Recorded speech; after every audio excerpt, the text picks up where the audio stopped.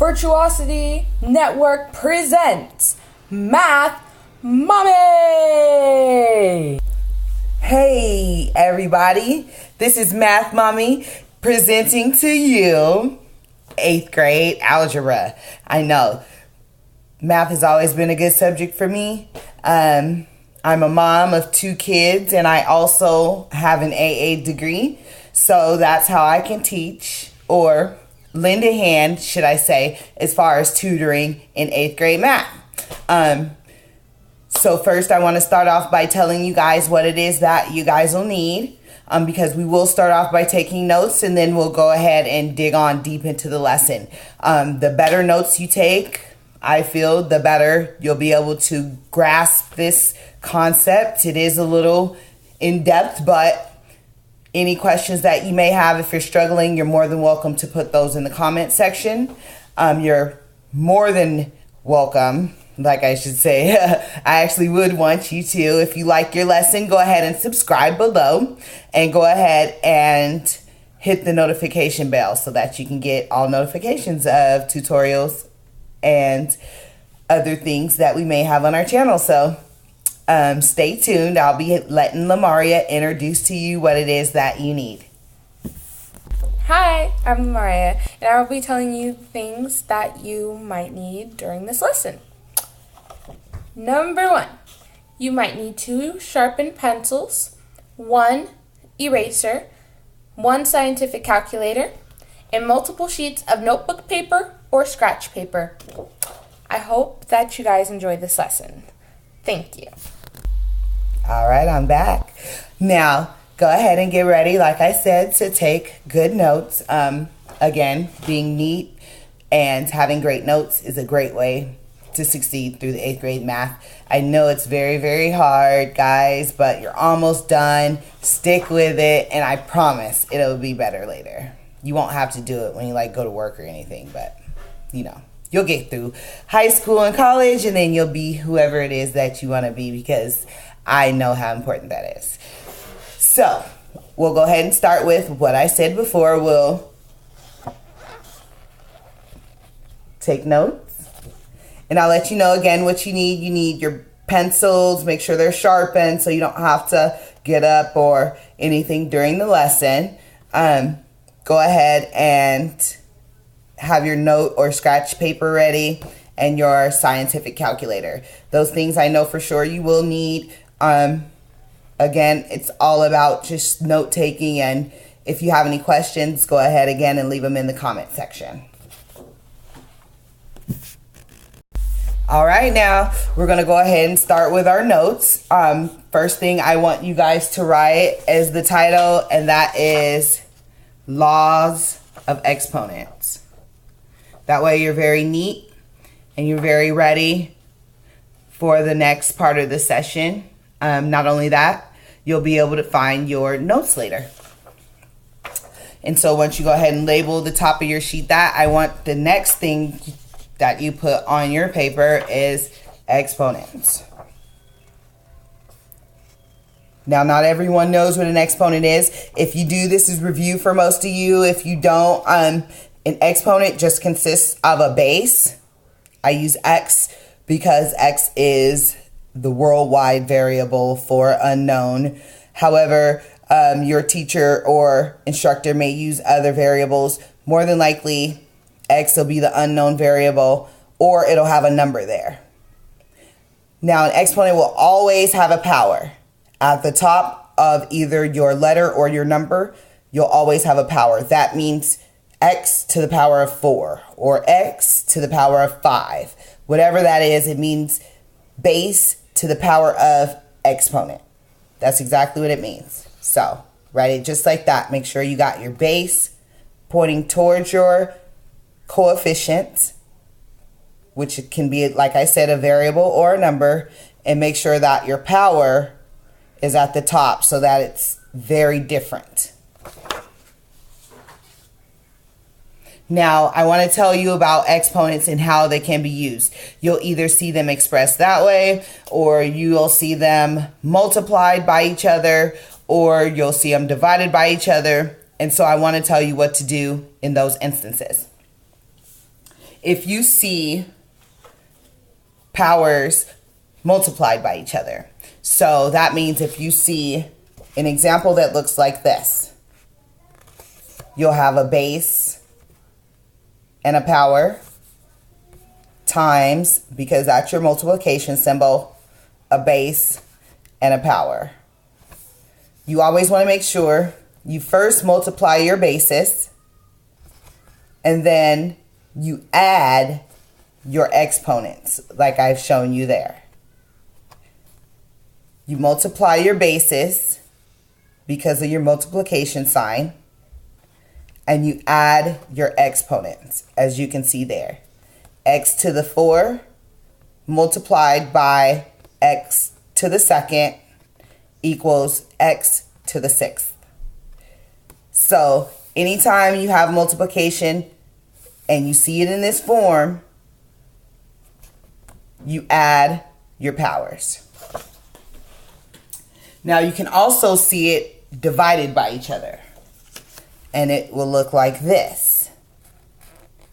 So you'll see x to the 4 division bar x to the 2nd. In this instance, you just subtract. So that's exactly right. It's the opposite.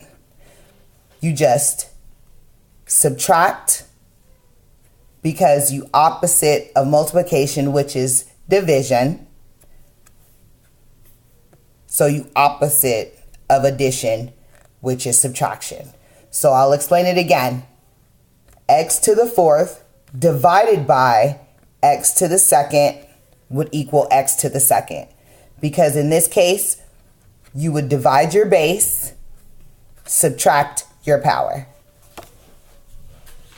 So I'll give you guys some time to go ahead and write those things down.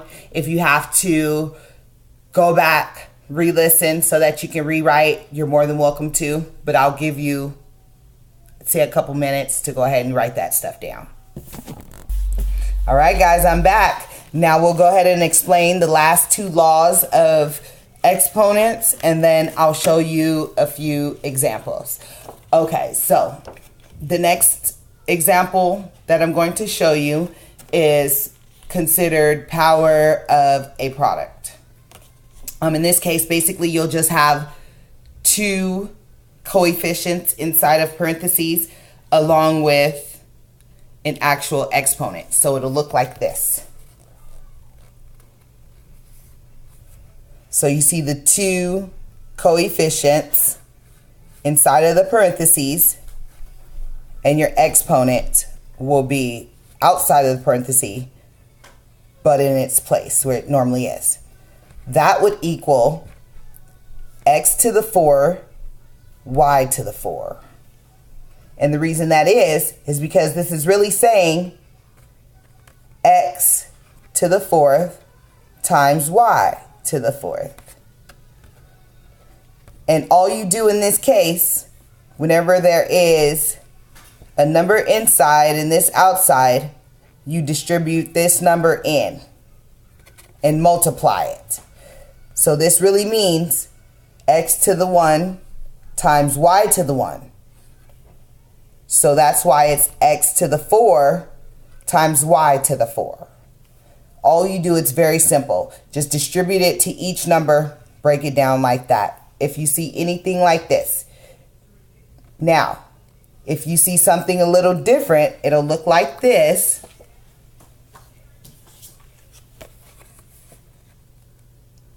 This is considered power to a power.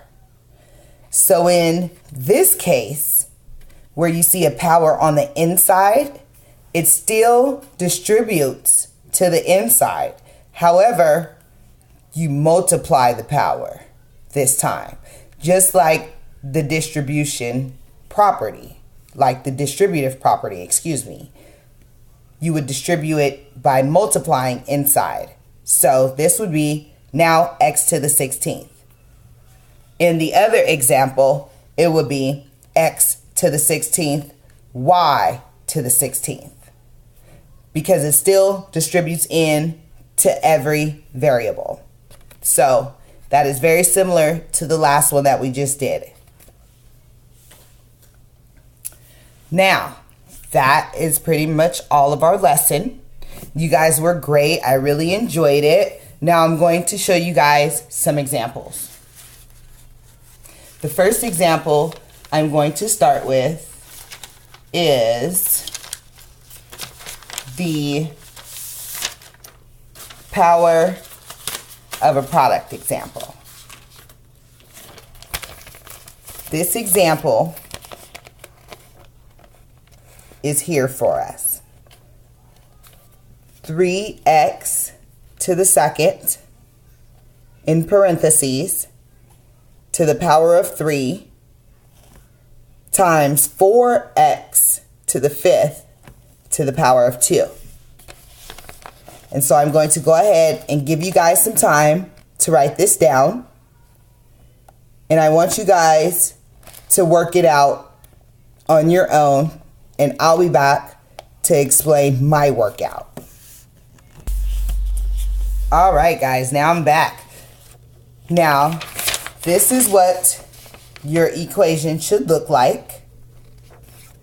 3x squared in parentheses to the power of 3 times 4x to the 5 times the power of 2. Now, we'll first eliminate these powers, or eliminate these exponents, so that we don't have exponents on the outside of the parentheses. And how we do that is this. We distribute inside. 3 to the power of 3 is 27, because 3 times 3 is 9 times 3 is 27. X to the power of 2 equals x to the 6th power, because remember, we multiply when it's to the power of, power to the power. And in this case, that eliminates that 3. And now this is what you will have under there. Your next portion, 4x to the 5th to the power of 2. Distribute in. 4 times 4 is 16. X to the 5th times 2. X to the 10th. You multiply now your coefficients. 27 times 16 equals 432. And since you're multiplying your powers, that means you add them, which gives you x to the 16th. If you got this answer, you guys are well on your way to understanding what's going on. If you don't, that's completely okay. I'll go over another example for us so that we can continue to see how we grasp this. I'll wait and let you guys go ahead and make any corrections that you need to your notes. Go ahead, do the problem again if you like. Pause the video, but I'll be back with another example. Hello. I know that she said that you can pause this video, but are you sure you can resist watching?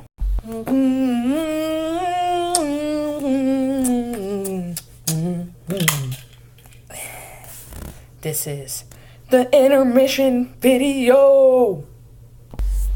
All right, I'm back, guys. Hope you had a nice little break.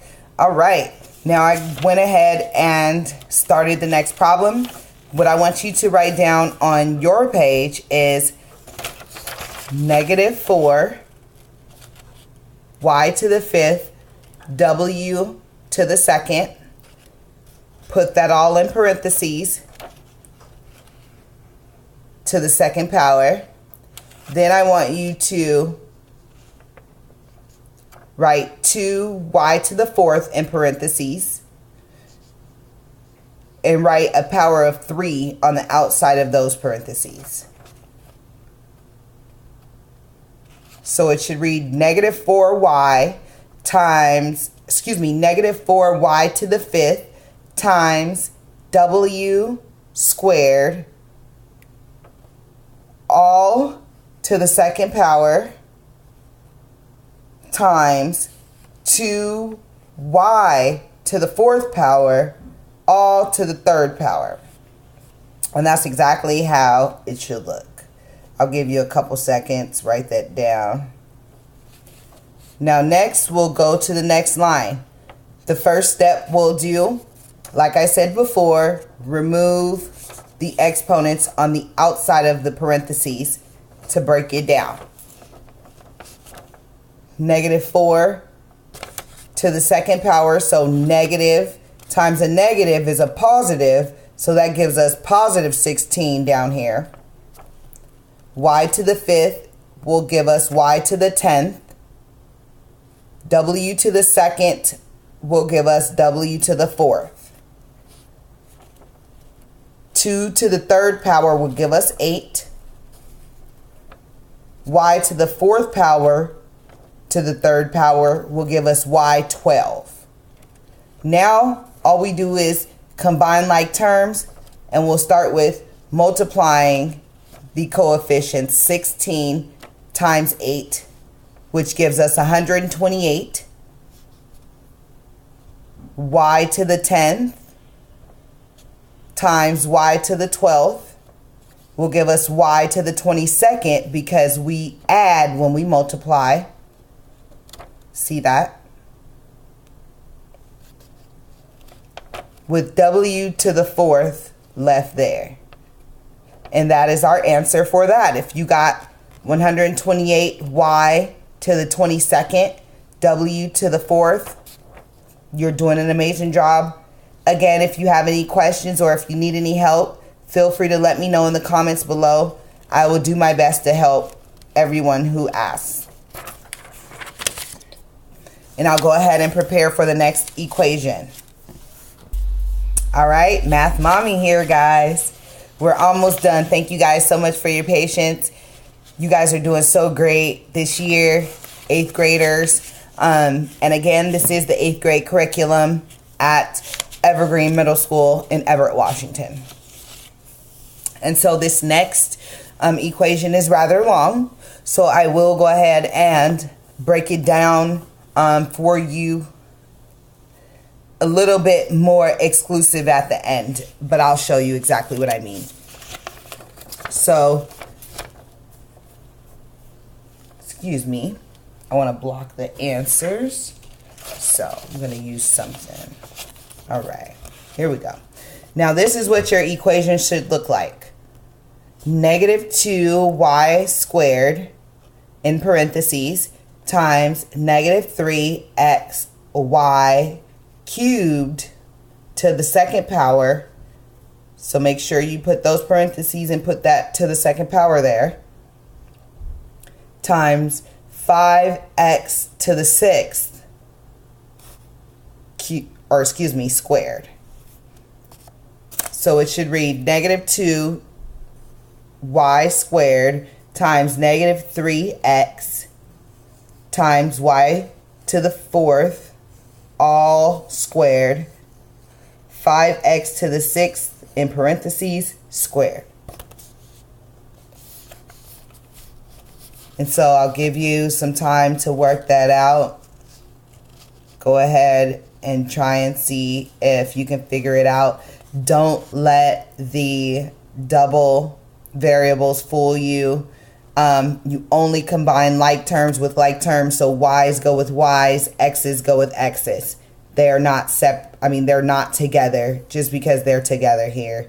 It's not together. This actually all means -2 times y squared times -3 times x times y to the fourth all squared times 5. That's what that means. If you broke it all down, it would just all break down to one huge multiplication problem. So don't fret when you see the double variables. That just means that they don't combine together. So now go ahead. This is what I did with the problem. Since I had nothing to change here, I just brought the same thing down. Negative 2y squared. Same thing, I just brought it down. Here, I have to make sure that I remove the exponents outside the parentheses just like before. Negative times a negative is a positive. Positive 9x squared times y to the 8th, because power to a power is multiplication. 5 squared is 25. X to the 6 squared is x to the 12. 6 times 2 is 12. So it should look like that on the second row. I suggest you do it exactly like this. That way you know exactly where you are. Now, I went ahead and I just broke it all the way completely down and separated everything. Negative 2 times y squared times 9 times x squared times y to the 8th times 25 times x to the 12th. That's all I did. It's crossed off because I combine like terms here in the next part. So I combine my coefficients first. Negative 2 times 9 is negative 18 times 25 is negative 450. Then I combine my y's. Since I'm multiplying, I add my exponents, multiply my base. Gives me y to the 10th. Then I have my x's left, which are x squared and x to the 12th. Since I'm multiplying, I add, which equals x to the 14th. So we end up with negative 450 times y to the 10th times x to the 14th. Anytime you're confused and you have a lot of parentheses somewhere, all you have to do is break it down. Put dots or multiplication, signs, or even parentheses around each individual part. That will show you exactly what it is that you need to do. Make sure your negative signs stay with your negative numbers. Make sure your powers stay with your powers that they're supposed to. And you can always break multiplication down exactly like this. And it will make it easier for you. It made it a lot easier for me to combine the like terms at the end to do this like this. And so I'll have one more word problem for you guys. And then we're completely done with the lesson. And if you have any questions, make sure to leave them below. Make sure to subscribe. And make sure to tap that notification bell so that you will get all the notifications of everything that we'll be placing on our channel regarding tutorials or anything that we'll be placing on our channel. All right, guys. Last one. Thank you so much for being studious and going along with us today. I hope I could be of some help to you guys. Again, this is 8th grade math that they're currently doing in the Evergreen Middle School at Everett School District. So hopefully, again, like I said, this helps somebody.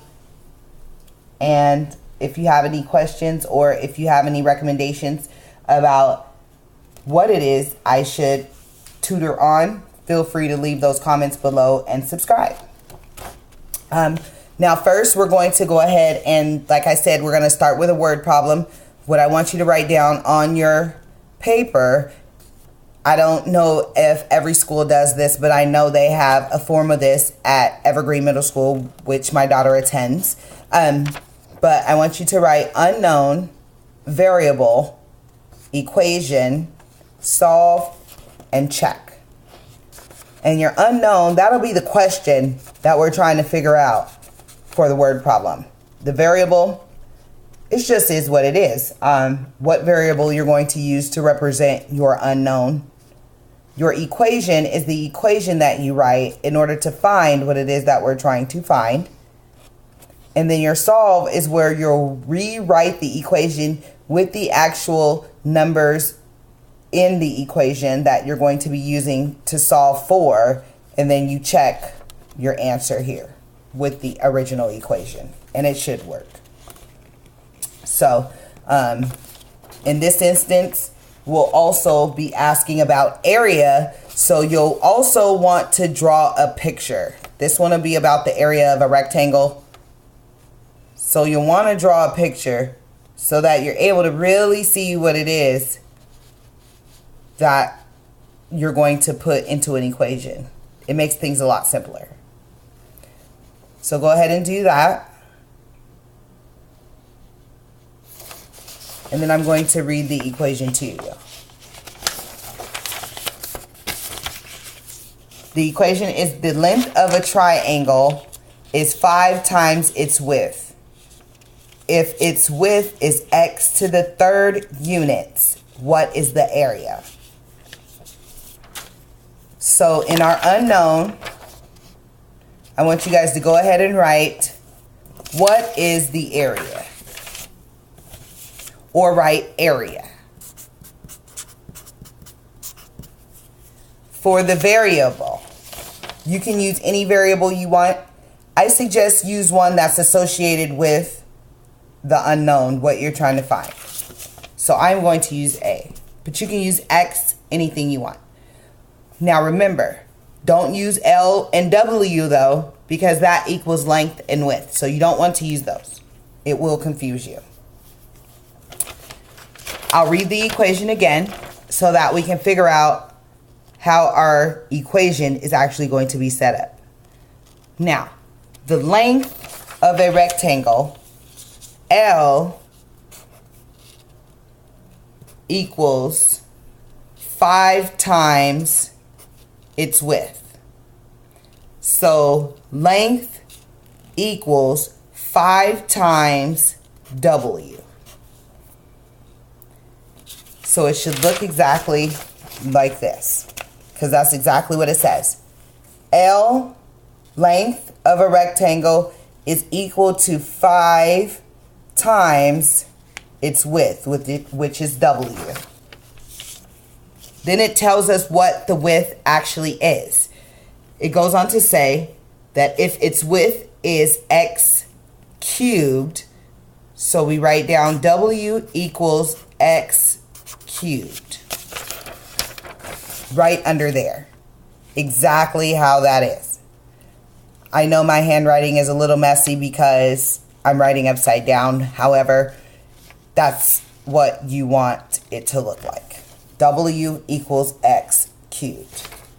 So that when you write your solve, you're going to write it like this. 5x cubed times x cubed equals A. Because this tells us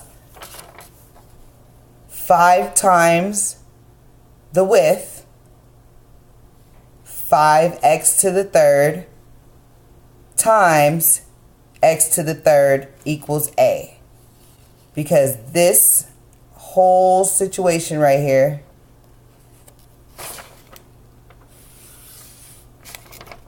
that entire situation equals the length times the width equals area, because length times width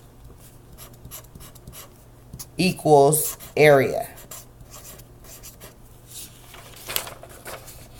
Length times width equals area. See? So you'll write L equals 5W, W equals x cubed. So you're going to write L times W equals area. Yes, you do write all of that, because then in your solve where you rewrite your equation, length times width equals area, with the plug-ins, you won't be confused on what to plug in. So this is what your equation should look like that you're trying to solve. 5x cubed times x cubed equals a. Then you draw it.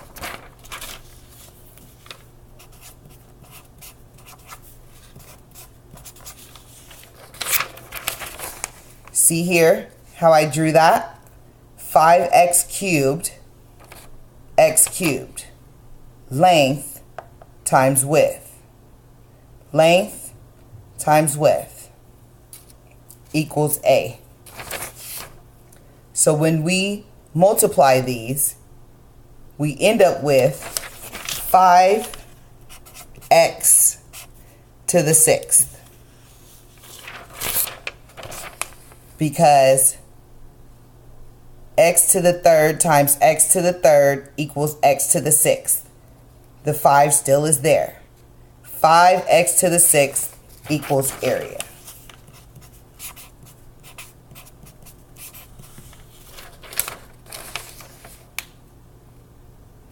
See? Your unknown, area, variable, a, equation, L times W equals area, L equals 5W, W equals x cubed, equation, solve. 5x cubed times x cubed equals a, draw. 5x cubed, x cubed, 5x cubed times x cubed